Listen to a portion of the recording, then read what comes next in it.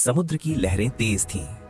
हथकड़ियों में जकड़ा एक कैदी अचानक जहाज की रेलिंग पर चढ़ा और कूद पड़ा समंदर में। वो कोई आम कैदी नहीं था, वो था विनायक दामोदर सावरकर। महाराष्ट्र के भगूर गांव से निकला वो लड़का बचपन में ही अनाथ हो गया था। दर्द ने उसे तोड़ा नहीं, उसे जिद्दी बना दिया। स्कूल के दिनों में ही उसने मित्र मेला जैसा गुप्त संगठन बनाया, जहां कसम खाई जाती थी कि देश को आजाद कराना है। फिर लंदन पहुंचे और वहां बैठकर उसने 1857 को गदर नहीं, भारत का पहला स्वतंत्रता संग्राम कहा। उसकी किताब the Indian war of independence 1857 अंग्रेजों ने छपने से पहले ही प्रतिबंधित कर दी। 1910 में गिरफ्तारी और फिर काले पानी की सजा अंडमान की कुख्यात सेलुलर जेल में काटे। काल कोठरी में बंद सावरकर सिर्फ सजा नहीं काट रहे थे, वो लिख रहे थे, दीवारों पर कविताएं उकेरते और ब्रिटिश सरकार को दया याचिकाएं और पत्र भी लिखते। उन पत्रों को लेकर आज भी बहस होती है, वो रणनीति थी या समझौता था।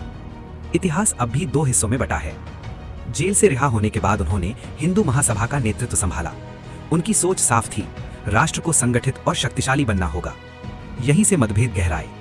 उनका रास्ता और इंडियन नेशनल कांग्रेस की नीतियां अलग दिशाओं में जाती दिखी।